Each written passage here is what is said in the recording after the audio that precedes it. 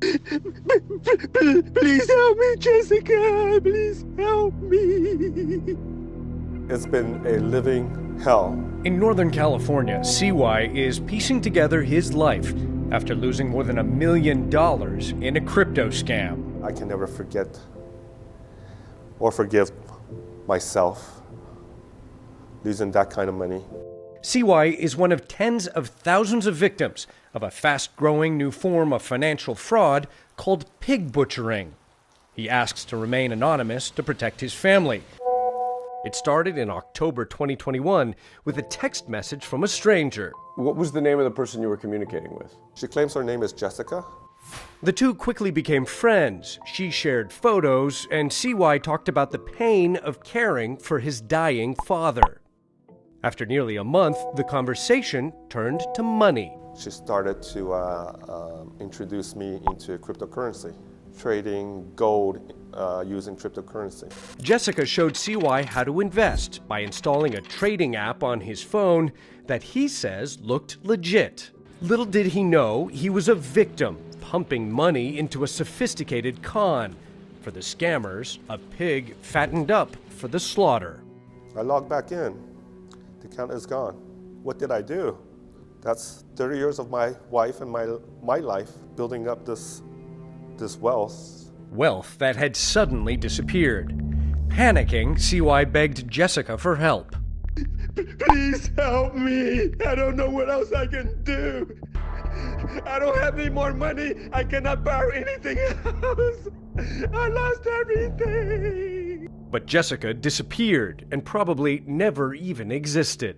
This is the professionalization of fraud services. The FBI says it's seen exponential growth in losses due to pig butchering scams. The bad guys are getting good and they're getting better. An organization representing scam victims tracked their crypto transfers halfway around the world to this border region in Myanmar. U.S. scam victims say they've been able to trace their money to places like this.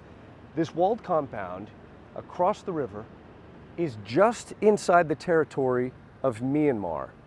And that is where we're learning about the conditions inside, that some people who worked there, they say that they were forced against their will to try to scam Americans out of their hard-earned money in conditions that they describe as amounting to modern-day slavery. This compound is where an Indian man named Rakesh says he was forced to work for more than 11 months without pay for a Chinese criminal gang. The guards have spotted us. Until they recently released him back to Thailand. Where was the job supposed to be? They told for me in Bangkok. He too was the victim of a scam. Rakesh, who doesn't want to be identified, says he first flew to Thailand for what he thought was an IT job. Instead, he says he was tricked into crossing the border to Myanmar, where a Chinese gangster told him to work or else. He threatened to kill you. Yeah. He warned me like that. And the job? Spend 16 hours a day on social media targeting Americans with a fake profile. Like they're providing for us. I got a Russian girl.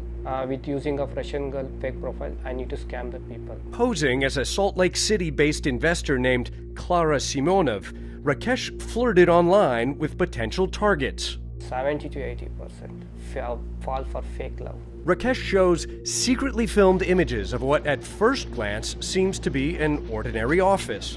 But he says the bosses routinely punished workers, forcing them to do hundreds of squats and beating them if they didn't produce. And you've helped rescue people who are trapped inside behind the barbed wire of that very compound. Yes. Michelle Moore is one of a group of aid workers based in Thailand who have helped rescue hundreds of victims of trafficking like Rakesh over the last 18 months. She drives me along the border. There's a guard tower just there, green roof. Showing compounds only a stone's throw away, where she says trafficked victims are forced to work as online scammers. That's why this is modern slavery. And it's right under everybody's nose. Satellite images show rapid construction of these compounds on the border territory of Myanmar over just 3 years. Thailand's Minister of Justice labels these facilities as hubs for criminal scamming activity. These scammers have to use telephone signals to communicate. That's why they base themselves near the Thai border. so they can use Thailand's telephone network. But he says Thailand has no jurisdiction to crack down on suspected criminals operating across the border in Myanmar.